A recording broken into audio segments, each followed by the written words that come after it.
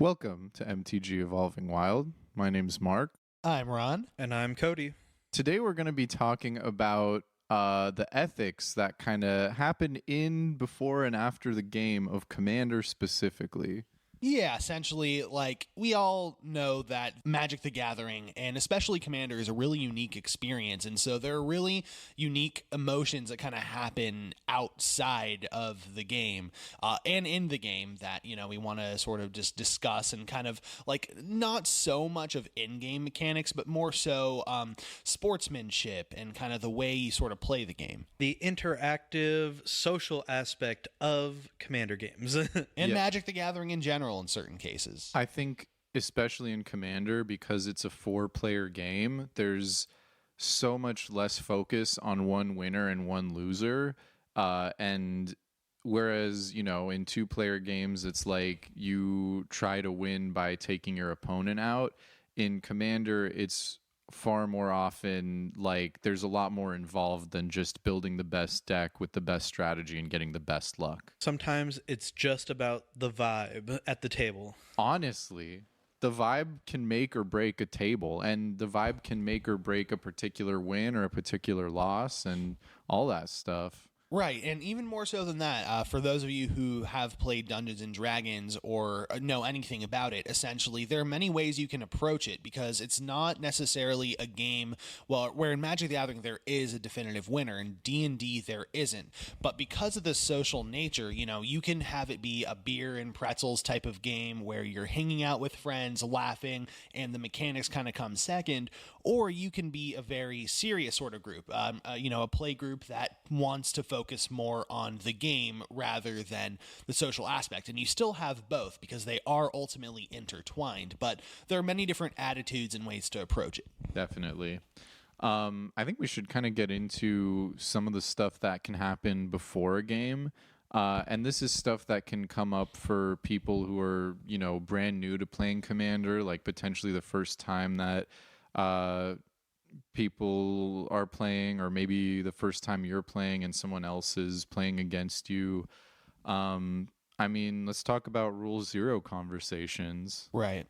Yeah, I think we've all been there. You sit down at a table with, 3 randoms and you start a Rule Zero conversation, and, you kind of hear the same responses everywhere. Oh yeah, my deck's a 7. That's the first thing I thought. Funny enough, so a friend of ours, Billy, I'll shout him out, total homie, he's pretty new to the game, and when I initially started the Rule Zero conversation with the game that I played with him and our other friend Jacob, who we've interviewed before, essentially he gave me that response. Yeah, this deck's about a 7, this one's they're all kind of around like 8, this one's like an 8, but it's really interesting because I feel like it's not very descriptive of what the deck can do, what the deck entails. And ultimately, I feel like the deck was not that powerful. It was strong and it had really good individual cards, but I don't know if the deck itself would be classified. And ultimately, it's just really hard to classify a deck with just a number. Well, it's kind of stupid in a way to give it a number 1 through 10. Yeah. I feel like it's kind of a meme because it's like the numbers are so subjective. One man's 7 is another man's 3, or another man's 10 or something like that. It's just, it could be anything really. And in a Rule Zero conversation, I feel like you have to get a little bit more deeper than just oh, my deck's kind of powerful, or you gotta really break into what it does. When are you planning to win? What's your strategy? That kind of thing. So I think the best way I've ever seen Rule Zero kind of be handled is with CGB's Commander show, Worst Possible Commander, where they literally show you what the worst thing that their deck could do is. That's really good. Are you doing Blood Chief's Ascension, Mind Crank combos? Are you going to Triumph of the Hordes people out? it just leads to a point where you're like, okay, cool. There's very little salt that can be had because I knew what was coming when I sat down for this game. Right. Yeah. That's really good. Maybe we should implement that more where we like if we're playing with people we don't know or decks we don't know, like just give a quick rundown of like the absolute worst thing that can happen is, I get a combo that goes infinite with this or this. I always tell people, like my deck runs infinite combos. And I guarantee you that like 90% of my decks have an infinite combo in them. Yeah. Or a pseudo infinite. Yeah, it's weird. Like I'd say I've typically been more comfortable with using what turn you'll usually win on average if things go right and no one interacts with your board. It's hard to come up with an average, but as you do get to play and know a deck, I feel like you'll say, okay, this deck usually wins between turns 6 through 8. It usually wins between turns 4 and 5. Yeah. 10 through 12. 10 through 12, exactly. You'll be able to pick up on that. Another question I really like asking in Rule Zero is what kind of game do you want to play? Because I typically show up with at least 3 or 4 decks, probably closer to 3. But, I'll have options whether, okay, am I playing like an infinite combo machine or am I going to be playing like just a really powerful thing that can roll with a bunch of things? Or am I going to be like sitting back a little bit more and we're having more of a casual, easy, chill game? Beer and pretzels type Exactly. of game. And yeah, so like, I guess really having a solid one, a really good Rule Zero conversation can usually make for the best games following that. Yeah. Are there any things that you've noticed that you want to look out for on someone doing some unethical, like BS at a table? Like in terms of Rule Zero? Yeah, in a Rule Zero conversation. Well, like obviously if people are lying to you, but that's like something that you can't really, you don't know until the game's over. Well, I think that there are some things that do tell you that, like it's not that deck. We've all heard it, right? This isn't that Corval deck. This isn't that Urza deck. Typically, yeah, if the commander is... Sometimes people don't realize it, and that's the other thing. If they're... I mean, like, and that's fair. Like, yeah. But, I mean, like, again, if someone tells you that it's not that deck, you're, like, alarms should be raised a little bit. Like, you should be on high alert. I had a really interesting conversation with a guy we met at MagicCon Vegas. His name was Dustin. And you remember, we had a 4-player game with him and Patrick. Oh, yeah. We had a Rule Zero conversation with him, and he was hyping his deck up so much that I was like, whoa, like, I don't know if we're playing the right power level here. Like, are you sure you want to be playing? And then in practice, like, it was great, but it was fair. Yeah. And I was like, I've never had like a Rule Zero conversation other than that one where it was like, oh, like maybe I should be more worried than I am. But again, that was purely based on like, what was being said. But like he was even saying like, it's not that scary, but it does all this, this, and this. And then my red flags were going off. So even sometimes, like people could be telling the truth or, saying it's not that strong, but it does this, this, and this. And that could be right, even if your red flags are going off. True. But And yeah, I wasn't present at that game, but maybe part of it was that because he spent so much time talking to you about the deck, maybe he kind of warned you about the types of threats that you might encounter. So you kind of had time to kind of prepare yourself for that a bit. Sure, that makes sense. I guess that's a good point too, is like really he really prepared us for what the deck does. Yeah. And then when it actually happened, it was like not that bad. Yeah. He's all hype, but the deck, it does exactly what he says. It's, maybe less theatrics. I think maybe I've just played against enough other people who, when they've been super excited about a deck, it's been a really oppressive good deck. All right. I know I'm guilty here of that because I'll say I've built a lot of decks in the past where it's been like, okay, it's my first time building this deck, like my Prosper deck. Once I tuned it up with like some proxies and cards that I've really wanted. Same thing with my Azorius Flicker deck that I used to have, and ultimately that's because I didn't even know the strength of the deck at the end of the day. But eventually, once I learned, I kind of I think everyone gets a one game buffer of playing a deck that they've never played before to be like, if the power level is severely off, like it's your first time playing and we all understand that. I think you get a little bit more than that because like again, like it depends on like pod compositions and stuff like that. Like I know I've been guilty of it. Like I built Vadric, that storm deck. Oh god. Yeah, that was and literally didn't realize what the deck was going to do when I was sleeving it up at your kitchen table, Mark. I remember that. And went infinite, won the game, like no problems with it. Like, okay, cool. This is a cool, strong deck. You did that probably like turn 5 or 6-ish, maybe? I want to say 6-ish, yeah. Went to the LGS to play it, sat down, was like, okay, cool. This will be like a nice higher powered deck. Like I'm not, worried about it. Boom. Winning at like turn 6. Yep. And then I sat down with another table, was like, oh yeah, this deck's going to win about turn 6, turn 8, somewhere in that range, one turn 4. Like, with a straight up just storm turn, like bang, bang, bang, Sure. And it's like, oh shit, this is what the deck actually does. Like, okay, let me reevaluate how powerful this actually is. Right. I think like, okay, maybe a few more than one game, but like at least a one game buffer. Like at least like, don't get mad at someone for just having put a deck together like this week, even if they played a game and then they think it's one way and then they did something that the deck's never done before and it's like, oh, oops, this is way more. I mean, like the gold fishing can only take you so far. Like you don't have, the other boards set up, that are going to affect your board that you're going to target. Like you don't know how it's going to necessarily like play out until you have 3 other decks in front of you. Yeah. Another thing that kind of happens before games sometimes, I think, is preemptive sideboarding. And I guess, I don't know if sideboarding is the right word because it's not really, legal in Commander to have a sideboard.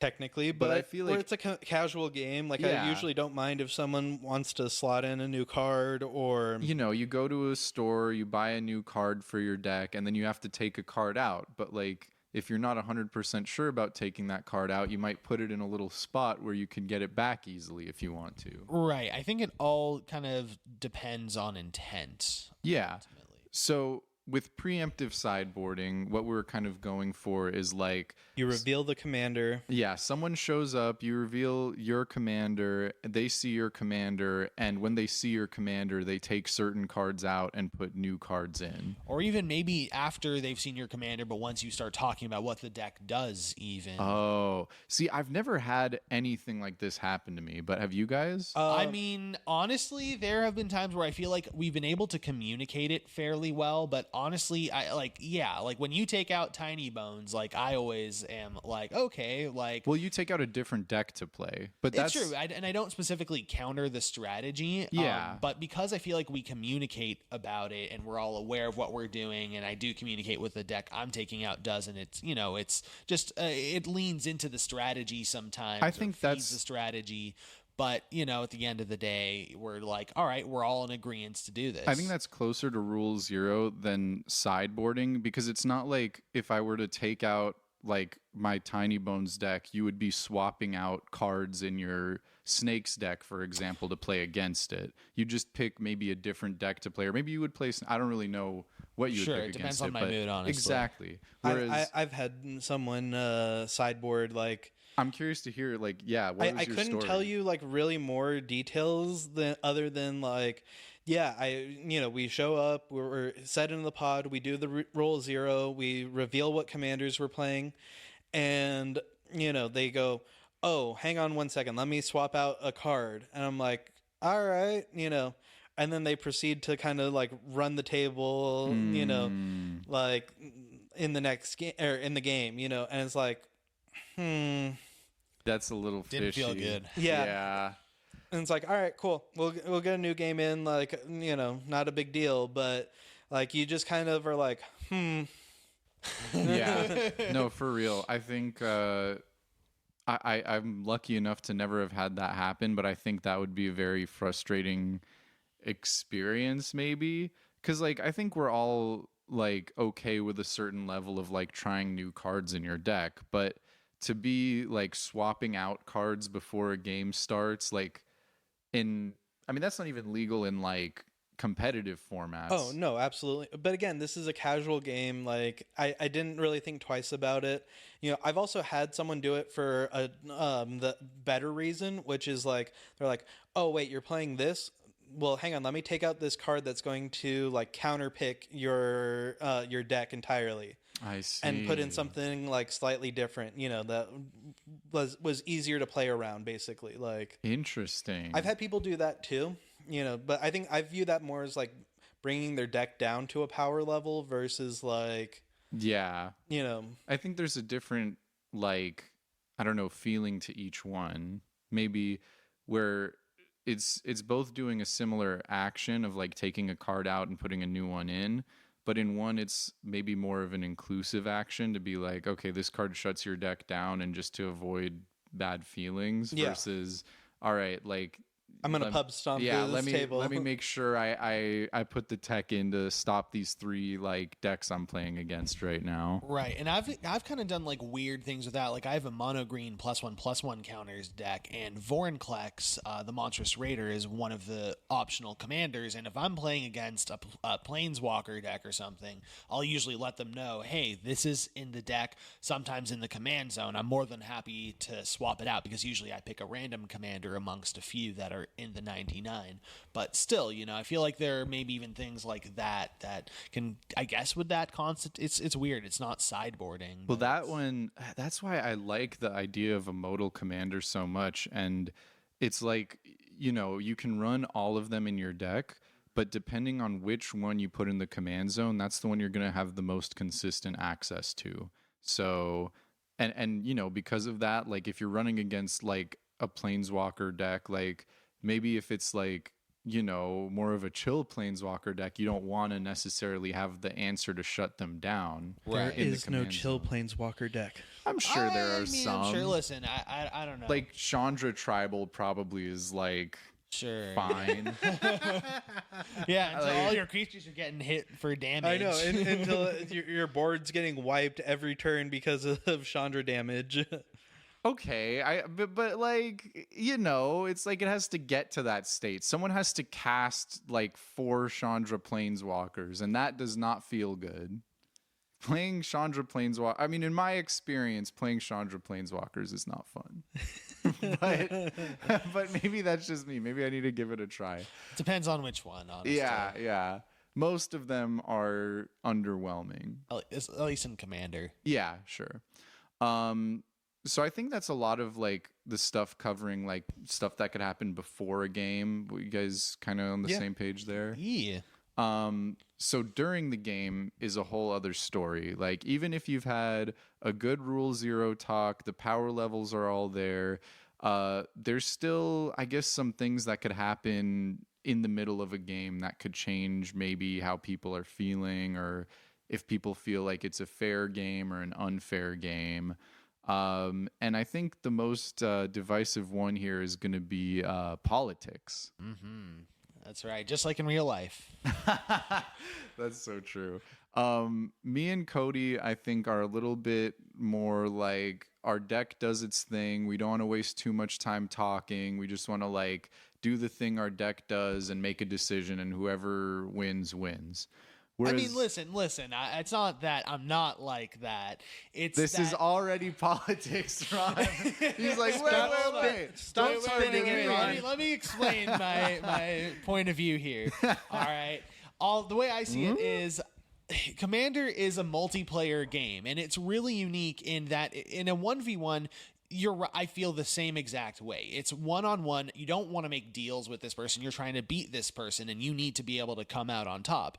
But because of the multiplayer dynamic of Commander, I feel like there are a lot of situations that rise up where you can use your opponent as an additional tool to take care of specific threats or maybe even advance your board. You're a tool. Actually, you're my tool, Cody. So those are reasons why Ron thinks politics are okay, and we need to destroy him for it. But no, like there's definitely like different players that want to be playing different ways. So like, it might. I mean, even in situations where like, I would not say I'm usually one for leaning towards politics. There are times when Cody's about to win the game and I don't have the answer for the thing that needs to be destroyed. This is almost getting into a little more threat assessment, but it's like, hey guys, do you want to work together and destroy this enchantment? And I don't have enchantment removal right now, and then we can still play Magic some more. That's definitely still politics. There's definitely an aspect of that there. And it comes, with a 4-player game. So it's never like we're completely not politicking in a game, but I think there's also just like less of that we prefer to do, but it's kind of almost a different way to play the game sometimes. It is, and I don't think it's any more or less fun. Again, I think it depends on the intent, and I think it depends on the general attitudes of the play group. I've seen some politics that have made people salty, and I've seen some politics that have made a game 10 times more interesting and way more memorable as a result. Really depends on situations.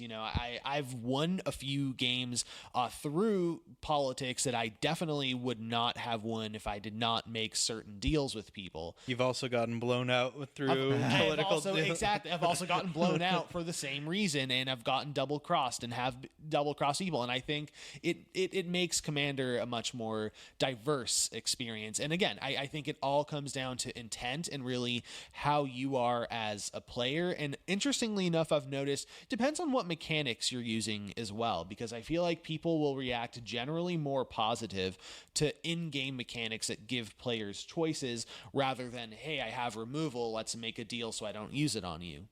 Painful Quandary is a good card.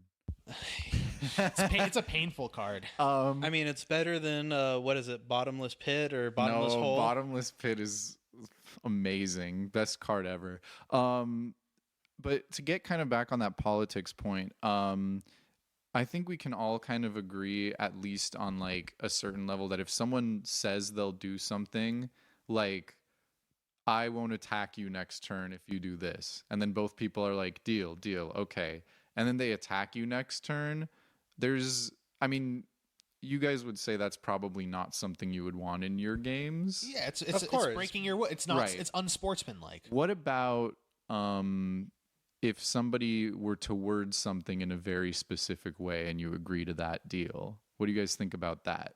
I mean, that's just game lawyering, but I'm fine with that. I think it depends. I all depends on the scenario, how the vibe is, and really what exactly you're doing. Like, oh God, I'm trying to remember the situation exactly, but I think it was a game between the three of us in a 3-player game. When I played Prosper, I believe you played some kind of black-white deck, I think. It was something along the lines of I did something you wanted, and then you did the thing that you said you were going to do, but in the process destroyed like my creature or something. No, like that. I think it was something different where essentially it was for literal minor incremental things, but the way it worked out I thought was hilarious. Like, I think it was someone was playing Coma. I think it might have been Chris who we were playing against. But anyways, Coma the Serpent was out. I had my Prosper deck, and Mark was playing some beatdown deck. And all I remember was Mark was kind of like hitting me pretty hard because I didn't have good defenses up, and the other player had a Coma. And essentially I was like, hey, like, do you like have removal? Like, we need removal. And he was like, like, I don't, but I'm like, okay, I had this one card that it's like whenever you attack me, you get to exile the top card of an opponent's library if you do. And essentially, I was like, I baited Mark into attacking me so that I could just look at the top card of his library, when in reality, I did have the removal to deal with it. But it was like a hurl through hell, and I was actually going to steal it for myself the whole time. But so you wanted to get more value while you did have the answer in your. I see what you're saying. Yeah, I think I remember something like that. It depends at the point of view where you're at. I think it could be a big feel bad in certain situations, and it could make people salty. But I think it could also, like, you know, maybe if you are like at one hit point and you don't have a way of coming back from this game, a deceptive deal could be like the one way that you get back into a game. Like, I won't attack you next turn if you don't take me out. And they're like, okay. And then you like go to different players' creature that can only attack them, for example. It's like, technically you didn't attack, but yeah, there's something like that, you know? Yeah. One other interesting thing, now that you're mentioning like being on the verge of death in Commander, it's like, how do you guys feel about like if someone takes you out and then you don't have any answers, but you're like, but you can still mess up a lot of things on their board, like being like, hey, like you can take me out, sure, but I'm gonna make sure you don't win. Like I'm taking you down with me. Oh no, it's not king making. That's, I guess that's just retaliation for taking me out. Like, you're gonna pay consequences. I am pro this setup, and I think I've made my point known with my Toshiro deck. Honestly, like, you have with me for sure. How many times do I tell you, like, are you sure you want to do this? Because I will make you pay. And you go, Cody, too many times, too many times to count. I think that it's close to king making, and it might overlap, but it's not always king making. I think I don't have a problem with something like that, where you're in a position where someone's going to take you out and you're like, don't, and they do it. And then you're not going to win the game, but you just use every resource you have to make their board worse. Like, I get that. So yeah, like that's more just like punishing someone for taking you out.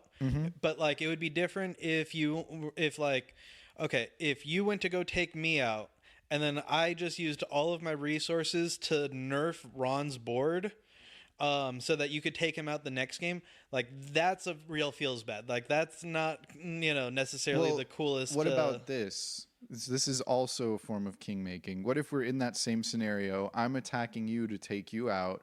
Instead of you nerfing Ron's board, you give Ron enough buffs on his board that he is then able to take me out on my next turn. Again, I view it more as just me punishing you for killing me.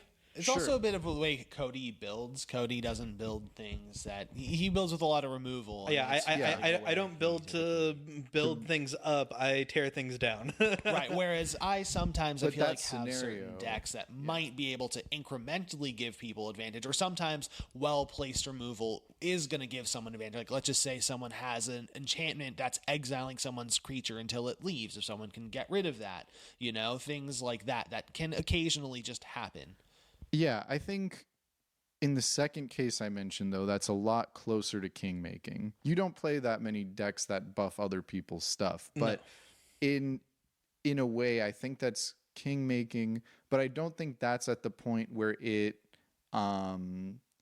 is a problem. I don't think I have too much of a problem with king making. It can be frustrating sometimes, but we're playing a 4-player game, like. It really depends, Have you guys have any like experiences? Because most of my king making experiences have been like the game's about to end, like either I'm about to take someone out or someone else is about to take me out, and then resources get given to the other person, and then they're able to win, even though the other person was maybe in the position where they were about to win. I mean, I don't really think it matters too much in those situations, like, and again, my whole thing is, and I've done it to both of you guys multiple times, where, if you try to target me, I'm going to do what I can to take you guys out. It just is what it is. and like, games got to end, and like, if you're in that position where it's like, okay, cool, one of two players is going to win, and I'm just making sure that it happens in the next turn so that we can get another game in, I don't think it's as bad. But like, I've also been in games where like someone made a deal for second place because like they had no shot of winning, and it's like, Kill me last, and I'll do this for you. yeah, no, literally I've made those deals. no, and I'm just like, yo, there's no second place in Commander. You either win or you lose. Like, Yeah, I think I remember we were playing a game at Fire and Dice where there was someone playing the Eldrazi precon that just came out, and someone was playing some other deck. And essentially it came down, it was like a really late, drawn-out sort of game, and it came down to the Eldrazi player, the other guy playing, and I think Mark and I got taken out of that game first because we were scary. And, oh yeah, it was against the Minsk and Boot deck. Yeah, I had early in that game, I had my Morophon deck and filled the board with a bunch of everything, and was basically in a place where it's like, all right, I'm going to win next turn pretty much, or I'm going to take people out next turn if nothing else happens. And then I got board wiped and then I died. But yeah, but I That's what remember, you get.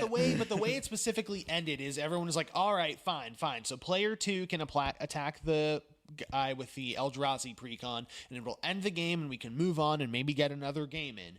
And he was like, sure, all right, fine. And so I think the Minsk and Boo player willingly got taken out by the other player, by player 2, I'm going to call him. Oh. And then when player 2 eventually goes to attack the Eldrazi player to end the game, he's like, all right, I don't remember what it is. It's that artifact that lets you exile all non-land permanents. Sure. Board wipe pretty much. Total exile, board wipe, like super late into a game when someone already has given up the game so I that the game see. could just end. And That's- then the game just technically got extended. And basically at that point, all the other players scooped, and the Eldrazi player just kind of won by default. That's a weird one because, like, yeah, at that point, I mean, maybe they scooped early, but if they scooped with the intent of getting another game in, I don't know. It's hard because, like, people can stop playing at any point they want, but that doesn't necessarily mean that the people playing the current game have to stop playing. no, I mean, like, honestly, those are some of the most salt-inducing plays, in my opinion. Like the Armageddon, because, like, you just need to slow the game down because someone else is going to win, or the board wipe to reset the game, basically, like, so that you can, like, continue to win, like. But sometimes those are top, like, you just draw them off the top of your deck, and you have board wipes in your deck. So, But my point is more to the point of, like, if you're not going to do anything to follow it up and you're just doing it to extend the game, like, let the game end and let's get a second game in. Like, let's get another game going. I'm a little torn about it because, It's all in position, it's too. I guess if you've been playing for like 3 hours, If you're and at like turn 10 or 12 and someone board wipes just because, like, they have nothing else going on right now and they need to reset the board, like, dude, come on, like, just let it go. Get taken out, like. yeah, I mean, I could definitely see, like, if people are like, it's a late game, people are trying to wrap it up, people are trying to go to sleep, and then somebody board wipes. But I think there's also situations where people board wipe and it's very, like, called for. Like, it's almost the reason why people run board wipes is to deal with the board. So, even something like Wrath of God, like, if that takes everyone out, but one player has like 2,000 tokens or something like that, like, yeah, that's going to stop the game from ending, but it's also what the board wipe is supposed to do, Again, it depends on, like, where you board wipe. Like, are you board wiping because like, and it's early, like turn 5, turn 6, like, and because the aggro player's been going off and making a bunch of tokens and doing what aggro players do and filling the board, like, okay, that's understandable. But, like, if it's turn 12 and, like, your only play is like, okay, cool, let me just board wipe, reset this game, and now we're going to start again on turn 12 from 0, basically. You know where I actually, now that I'm thinking about it, where it probably makes the most salt-inducing like moments is if the game is over, two people are already out, both players are at low life, and like I could see it being like okay, my board's gone, I'm just down to scoop and like be upset about this game. Like Yeah. but like I also, again, for me it's a little trickier because I know everyone purposely puts board wipes in their deck, and depending on when you draw them it's still one, Cody. You still put one in your deck. Yeah. But I have a couple decks with more or less. yeah, like people, I mean, I think everyone puts at least one, sometimes less than that. I think some of my decks maybe have 0 when I don't care about what I'm building as much. But Same. like it's something that people will put into their deck on purpose. And if you draw it when you draw it, like let's say you've been searching for that board wipe the whole game, and it just so happens that it comes up like turn 12, like, and you play it.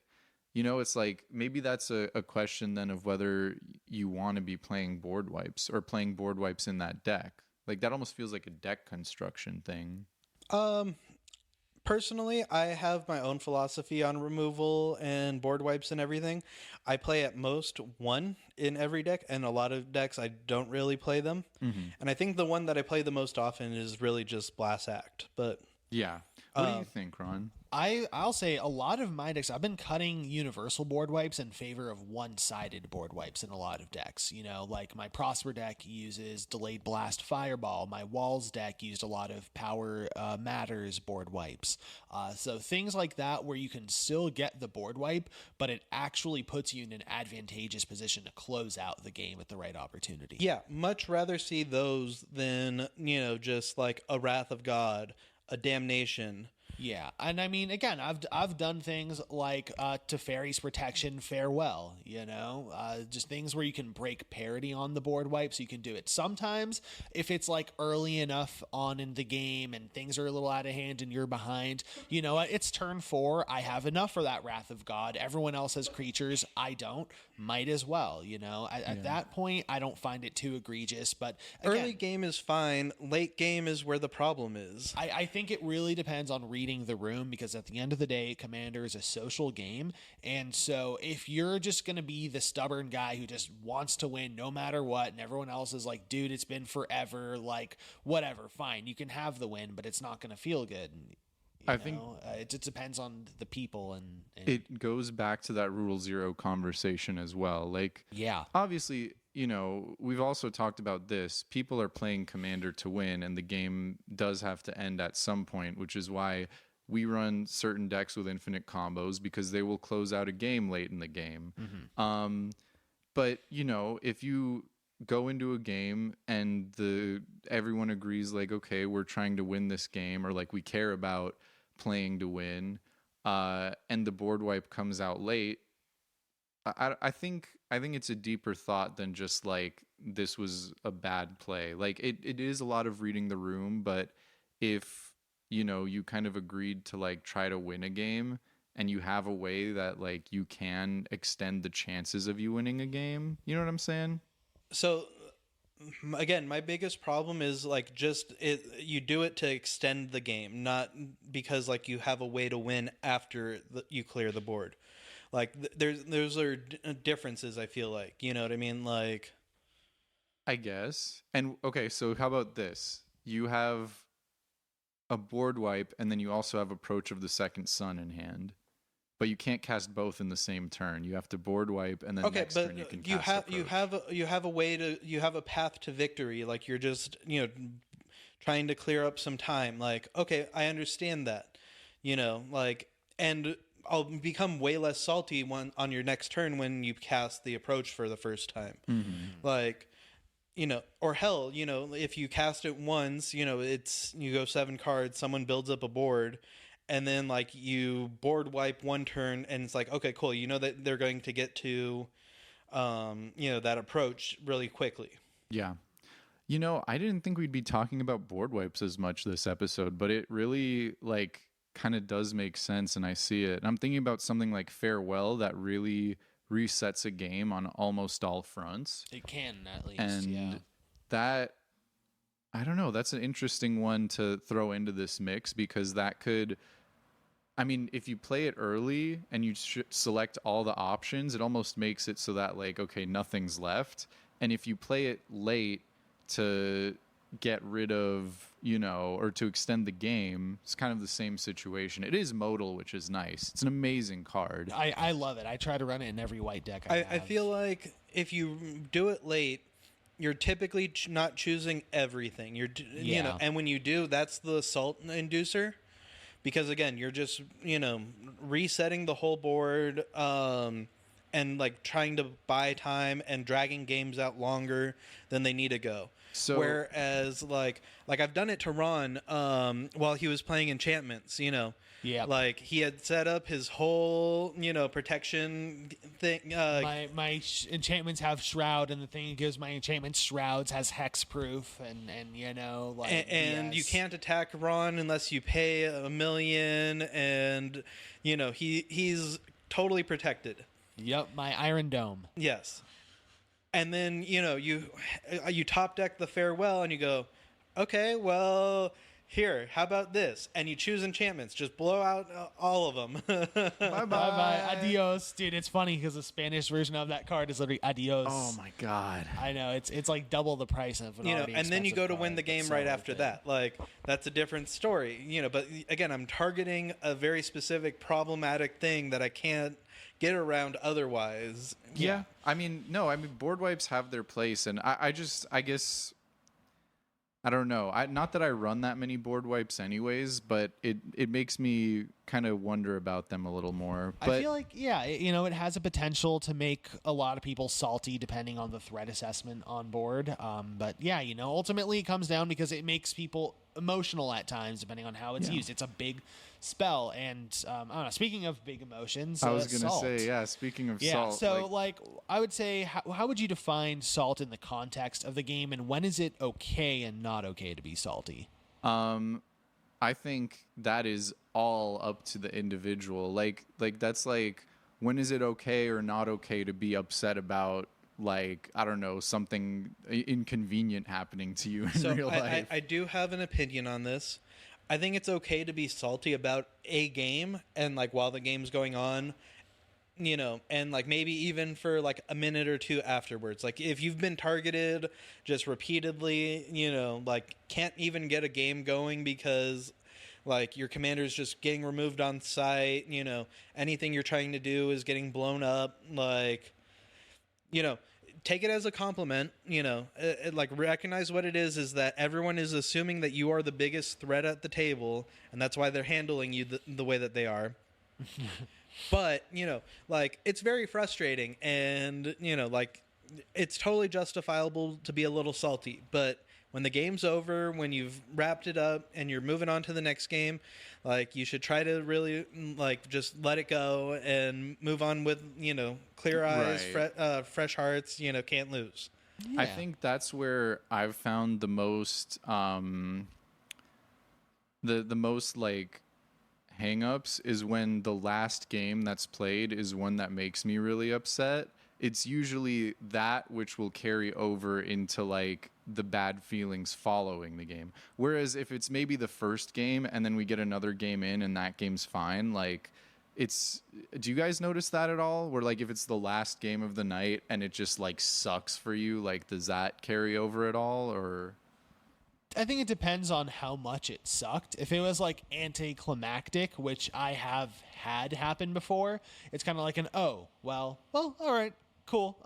Guess it's a good night. But I've also, had kind of games where it's like people are kind of packing up a little quietly and stuff. It's like it just depends on how salty the person got, and really just, again, like the context of what happened in the game and outside of the game within that individual person's sort of mind, Sure, It's yeah. easy to get caught up in the cards and say like, oh boy, I have this combo that's the perfect secret little out. It's going to win me the game, and it's my one ace in my sleeve, and it gets countered, and I can't do anything else that game, You know what's a worse feeling or a similar feeling, I guess, that I've had is if you have that in your hand and the game ends before you can even play it. Yeah. That's always a rough one where it's like, get to my turn. Like I need it to get to my turn. That happens to me so much. I've learned to embrace it. And I'm like, well, it's good you ended it when it did, because I would have done this. Right. Like, and ultimately it's like, well, you know, we rolled the dice at the beginning of the game to see who would go first, and had that been a different order, it might have, or, you know, if you sat down in a different place, like it really is so, Commander's so random that you have to keep that in mind. But it is like, you know, sometimes it's like, this was right here, and if it was, but it is good to keep in mind that it's like, okay, that had anything else been different, you might have won that game if you you know, had I not used that removal spell, had I saved up for that draw spell, or whatever. Yeah, no, I mean, it's all very contextual for me, you know, like if you get bullied when you're mana screwed, and, you know, people are just choosing to bully you because, like, you're not going to have a response or a retaliation because you've been screwed all the game, you know, and, like, they don't want to make the other players angry. Like, that's the hardest one, I feel like, to get over, and will definitely carry over into future games for me. I will say, though, I've seen a lot of times when people have been, like, screwed at the beginning of the game. And then they get ignored for the... Everyone, like, ignores them for, like, 5 or 6 turns. And then once they start getting the lands to come, then they start popping off. And then it's like, wait a minute, we just, like, ignored you all. Like, it definitely... I could see it if it was the whole game. Like, you're getting... completely, like, you can't do anything, and every time you try to cast a spell, even if it's just a value piece, like, people are taking it out. That's a much different story than, like, you know, starting off and being in a really rough state, but eventually you can get around. I mean, at least when the game wraps up, you can, like, see, like, wow, like, that was a really good game, and had I started with even more resources at the beginning, that would have been even crazier. There is some logic to beating up the player that can't get the resources that they need to start going off. Sometimes there's also those, like, moments where you need a little creature to deal combat damage to somebody in order for an effect to go off. Oh, yeah. And the 2 big guys at the table, like, have their board set up, and they're like, swing into me, I dare you. Like, I've got, like, a flying 5/5 that'll just kill your little pipsqueak. And then, like, the person who's, like, completely destroyed, like, they don't have any resources, they're tapped out, and, like, well, you don't have any blockers, and I need my values, so...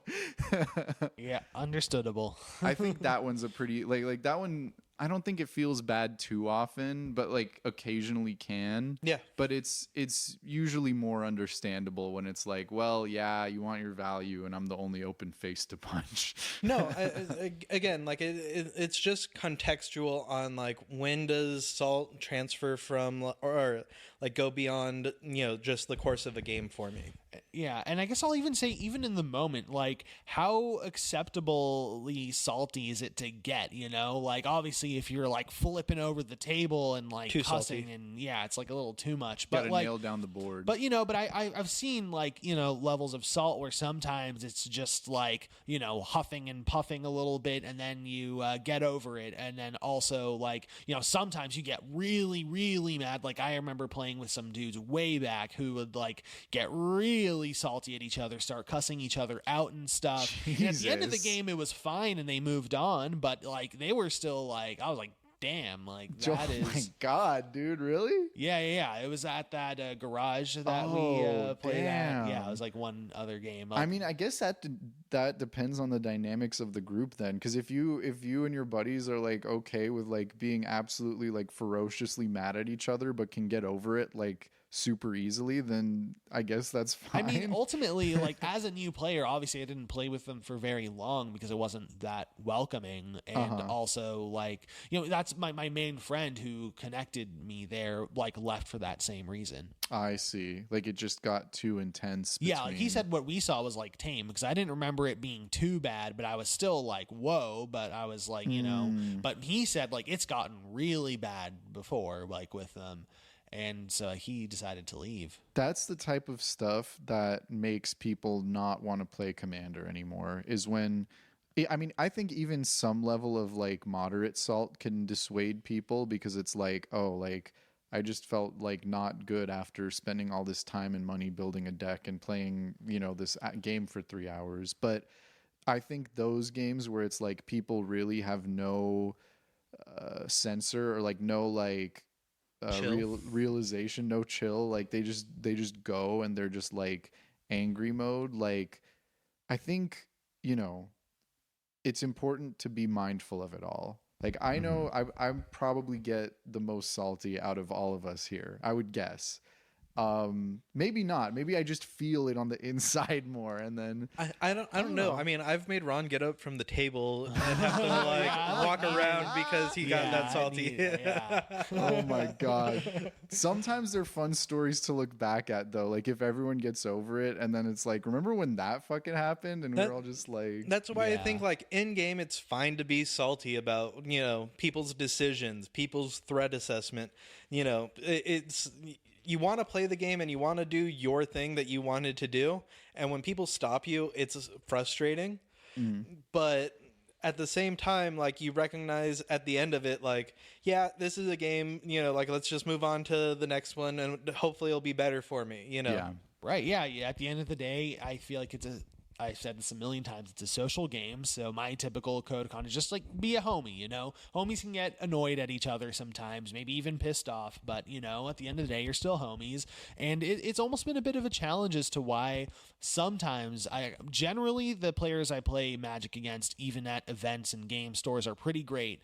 But, I'm always kind of scared that one day I'm going to get against that, like, I don't know if you know that, YouTuber, like Boogie, I think that really big guy, but he had this one video where he was like flipping over the table in Magic the Gathering. And it was a meme and it was all for jokes, but I feel like it's kind of been a stereotype of what some people conceive Magic players to kind of be like, these like big, angry, sweaty, antisocial neckbeards who will just flip the table over a cardboard card game. And so, I've not been like scared that I know that thing, but it is a bit of a conception some people have. I think it's important, as we're pretty experienced with this game at this point. I think it's important that if we're playing with strangers, because maybe they just started playing or we don't know like how long they've been playing or whatever, like, I think it's very important that we are very mindful of how upset we get during a game. Oh, absolutely. Yeah. Because it could spread that conception when, on the other end, if something like so freaking annoying happens and we're just like zen about it and then like later vent to our friends about it, like it's so much more like, oh, that was like a chill game. Like this crazy thing happened and maybe it wasn't like super fun, but everyone I played with was really nice, Yeah. Just curious, do you guys ever like sandbag your plays when you're playing with like newer people? What do you mean by that? Like, rather than doing like the most efficient, most like ruthless, put yourself in a position to win like play, you kind of go with like option B, which is like, okay, like this is, this also needs to be removed. It's not the biggest deal for me, but like I don't want to, like be picking on the new player, basically, like I played with a guy who had a Tiamat deck, who that was like his only deck. He, was brand new to the game, and he had, I forgot what he had out on the board, but it was like, okay, like that's going to be the biggest threat to me technically, but if I target him and keep him from, like doing his thing, he's going to get really frustrated as a new Magic player. So like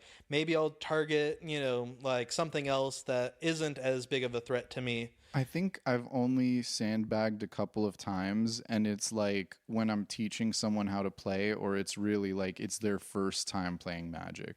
Like, usually I try to play decks that if I'm playing against someone else, even if they're playing against a lower power deck, even if I make the most optimal plays for my strategy, it's not going to like be so detrimental to them. But I haven't really had too many times where I've done that. Again, unless I'm playing against someone who's literally learning the game. The only time I sandbag my plays is when I'm playing against you, Cody, and you have 2 open blue mana up. That's when I sandbag. That's fair. That's fair. But no, That's I not mean, sandbagging. That's playing cautiously.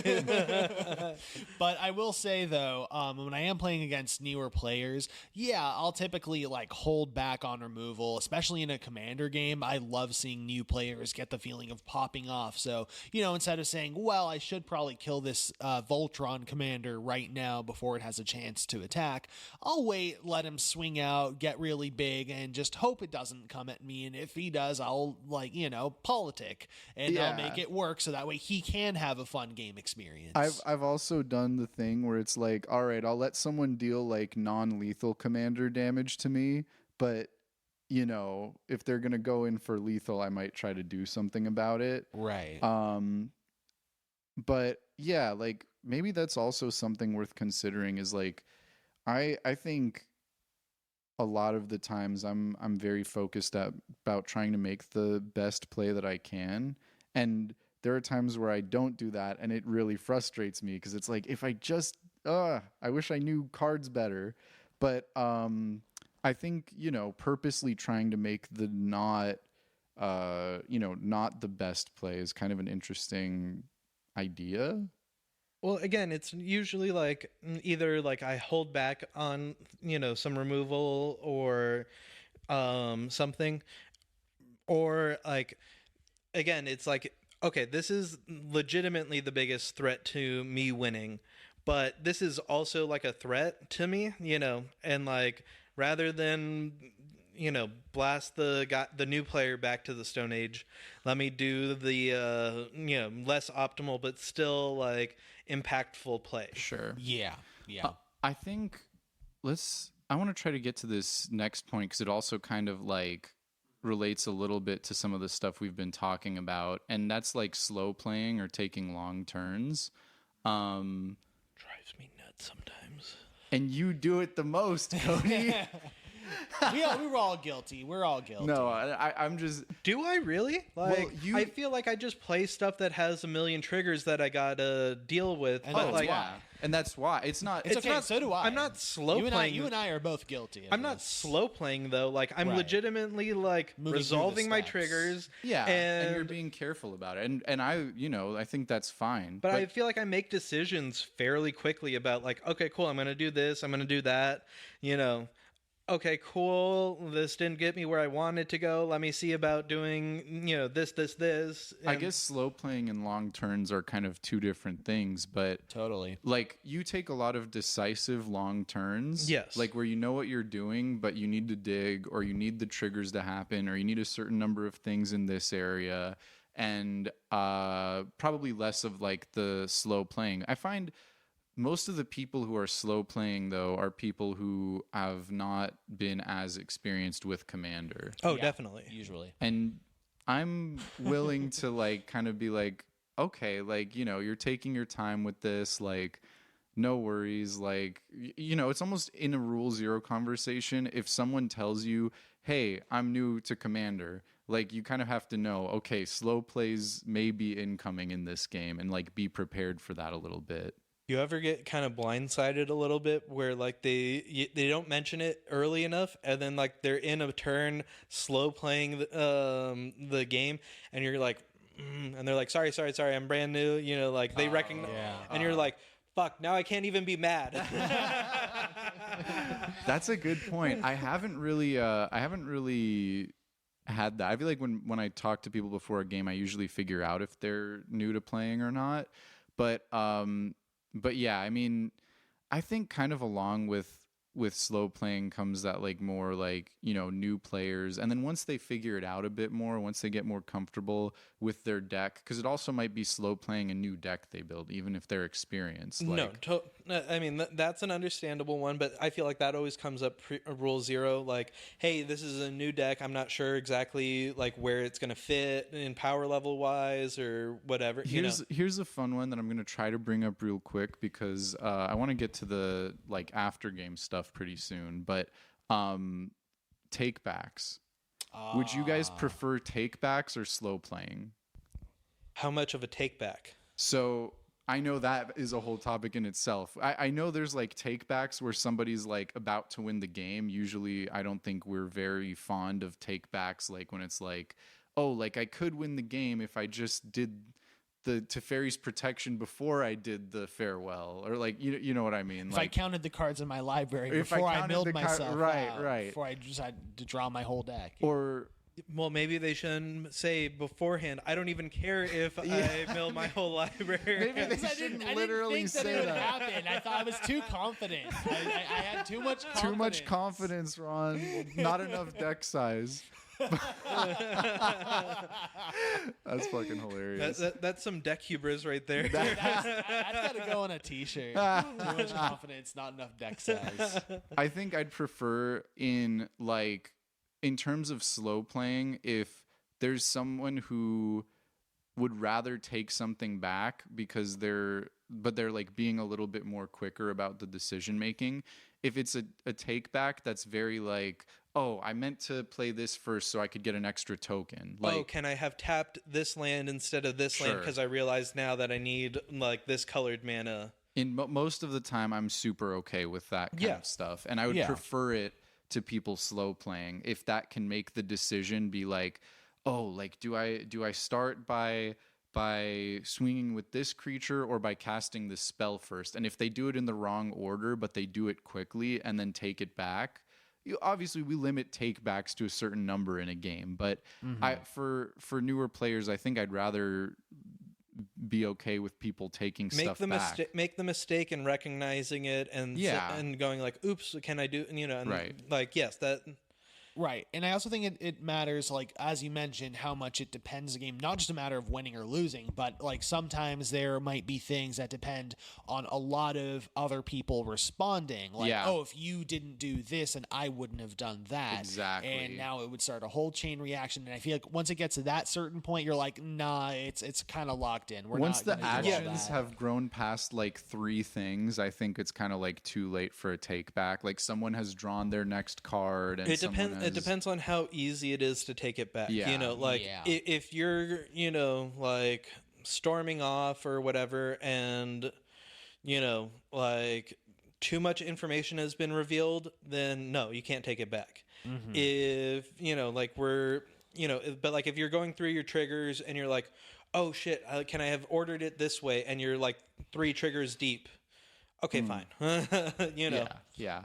I definitely agree with that. So there's obviously a lot of stuff during a game that could be seen as like, making people upset, or maybe are not the first choices we would do when playing, just to have the best experience for everyone at the table. There's also stuff that we can take out of a game after the fact. We've already mentioned upset feelings like following a game, and like, if you're not recovering from that, you could be taking those feelings into your next game, or even worse, into like your actual life, which like could be really bad. Well, and then there's also, which I'm sure we're all guilty of, is like holding a grudge on a player, like beyond just like that game or like that night, where you come back the next week and you're playing them, and like it's like, oh, he did this to me last week, so I'm going to just ruin his life tonight.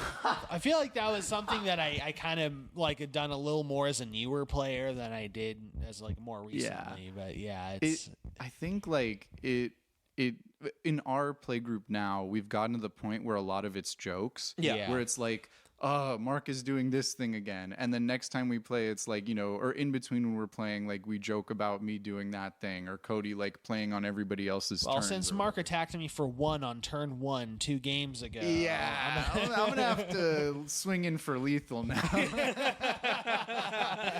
But I actually, I think this stuff can sometimes start innocently enough. I actually have like a particular story to share about it. I don't think it's like salt necessarily, but almost like a joke, or like more of an innocent thing that turned into something that didn't feel good.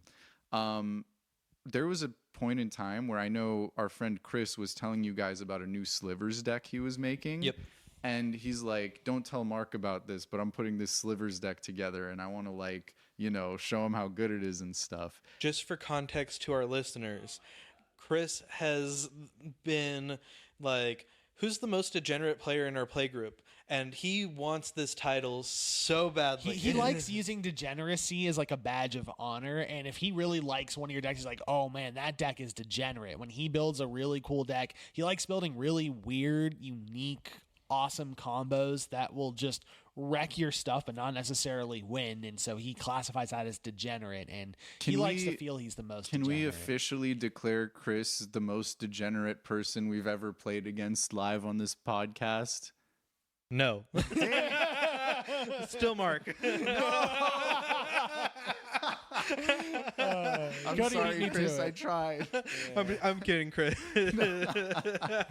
No, Chris is a ton of fun to play against, and even when he builds cool, wacky, mean, crazy Especially stuff, when he builds cool, wacky. that's the fun part about playing against him. But so he built this Slivers deck, and I was like, oh, like I want to have some fun with this, and I've been wanting to build this Morphon tribal deck. I know there's a lot of Slivers out there that give all Slivers a boost. So if I build this deck and he plays his Slivers deck, then it'll be like a crazy time because he's going to have like this deck that he built that's really good, and then I'll have stuff benefiting off of his deck too.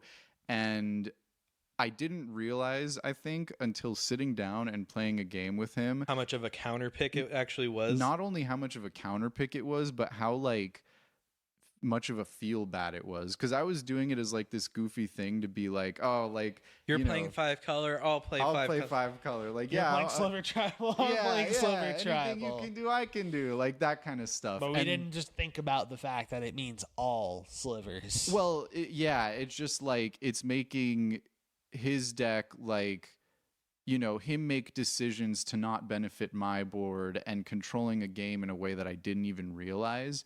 It's not even salt after a game. It's just like, trying Feels to... bad. Yeah, and it's like, well, I shouldn't have counterplayed that straight into that, or I should have been a little bit more forthcoming with what like this deck can do against certain tribal decks. Yeah. But I think lesson learned, right? It's like it's not salt, but it's like even when we're like joking around and kind of like it could lead to some bad commander games if we're too like we're allowing ourselves too much of that like joking to be like then put into like actual practice. Yeah. Like, okay, we have to kill Cody every game because we don't want him playing on our turns, then leads to Cody never getting to play Magic the Gathering. Like, Yeah. or God forbid, cast things at sorcery speed. oh, we need to just let Cody cast things at sorcery speed only. That'd be good. I tried to, but then you guys are like, no, Ron, we want to play at instant speed too. Stop playing your stacks pieces. But so I think that's definitely one aspect that can be brought in after a game.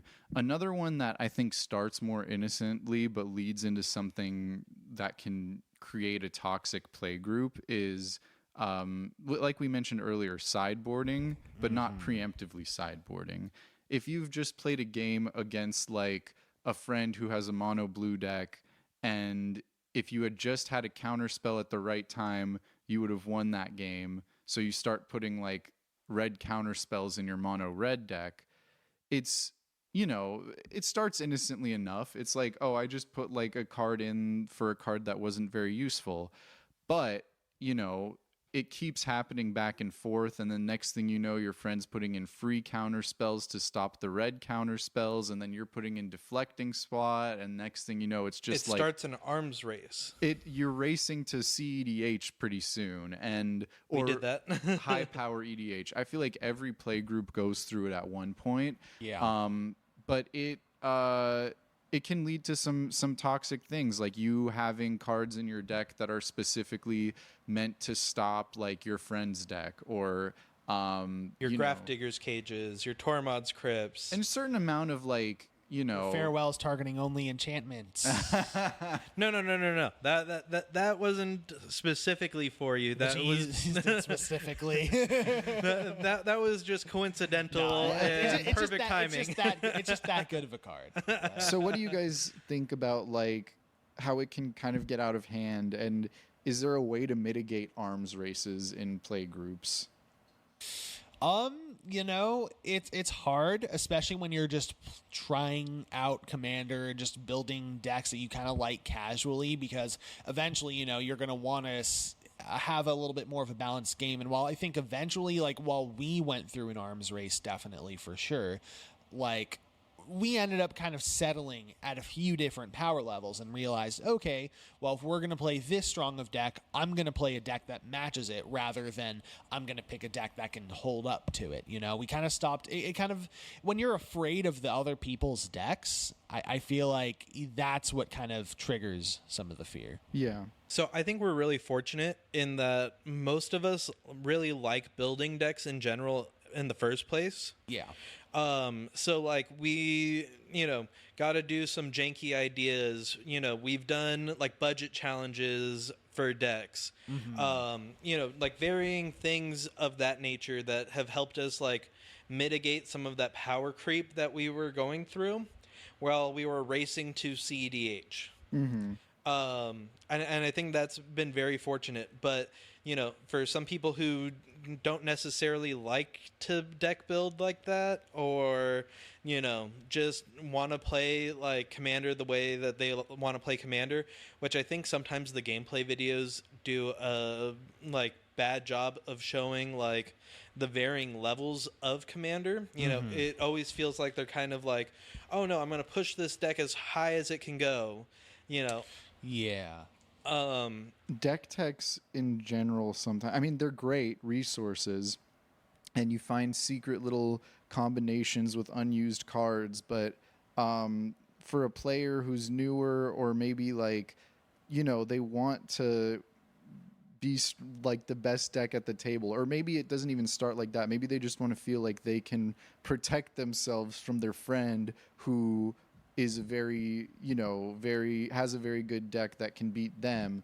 You know, it starts to, you know, push itself a little bit, and then the deck techs become gospel, and then it's like, okay, like I need to put this card in because it's just so efficient, you know. But not even the text, like the gameplay videos, you know, like how many times do you like watch a, you know, Commander gameplay video and it's like, okay, cool, they're playing things like Rhystic Study and Fierce Guardianship. The amount of mana crypts that I see. Yeah. Oh, Oh, good point. Good point. You know, and it's like, yes, this is all very fun to play with, you know, when you're at a balanced play level, but like this shouldn't be the expectation of every game that you play.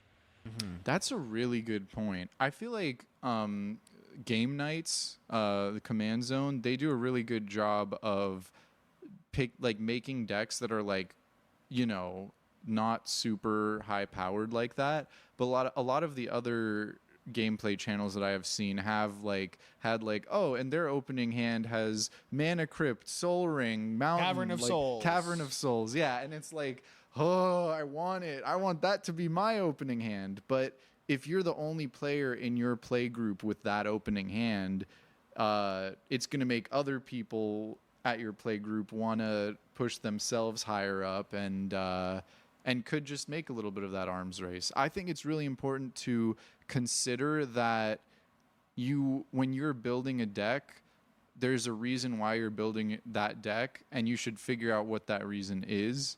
Yeah. Like, do you want to be able to keep up with your play group? How do you want to win? Do you want to win? Do you care about just playing? Do you want to win? I mean, what kind of question is that? Of course, everyone wants to win, but like, is winning the main goal, or is doing the thing the main goal? Yeah. You know, like I feel like there's a lot of decks where it's like, I just want to do the thing before and usually I die. doing the thing will win. I've actually made it kind of a point to build decks to do the thing rather than build decks to win. And it's made for more fun games, I feel like. Yeah, I think it starts with me, like, I have a deck that does the thing, and I get to see the thing do its thing, and then I want to see the deck win already. But, like, I feel like I really need to appreciate, like... Just doing the thing? Yeah, like, when Light Paws tutors the whole deck and gets another aura out, like, that kind of value is nuts, and, like, no other deck can do that. If I'm not winning Voltron aura style right away, like, I should appreciate that I've been able to do this wacky thing that a lot of other decks don't have access to do. Yeah, when I have Sir Conrad and I have a morality shift combo and I turn my my deck into my graveyard and flip it up and I still don't have enough damage, I'm like, well, I'm dead on my next draw because I have nothing in my grave, or I have a very small deck now, and I did my thing. You know what? I might not win, but it's hilarious. I did the thing. I probably had a huge impact on the board, but I didn't win. I think the moral of the story is we have to appreciate the little things in a game of Commander. Absolutely. Statistically, in a 4-person game, you have a 25% chance of winning, provided that like you guys balanced your power levels well and everyone has a very similar amount of experience. You have a 25% chance of winning. Mm-hmm. That means that 3 out of 4 times you're going to lose still. Yeah. Yeah. Well, on that note, do you guys have anything else to add to this? Have fun playing Commander. Enjoy the little things. Don't be afraid to make deals with your friends and have a good time in the game. Be afraid to make deals with Ron, but everyone else is fine. Yeah, really, that's the main takeaway from this is don't make deals with Ron, make deals with everyone else. I'll take advantage of that, too. Just let Ron sit politically impotently by. It's all fun and games until I'm goading your creatures and making you guys vote. Oh, boy. Well, on that depressing note, no, I'm kidding. I think That's right. Rock the vote. That's right. Vote or die. Vote for me, vote for me, vote for me.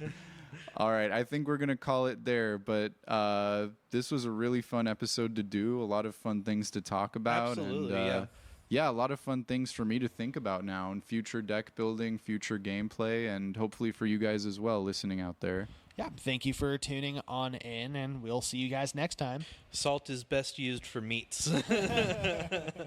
I am meat. Peace. Goodbye.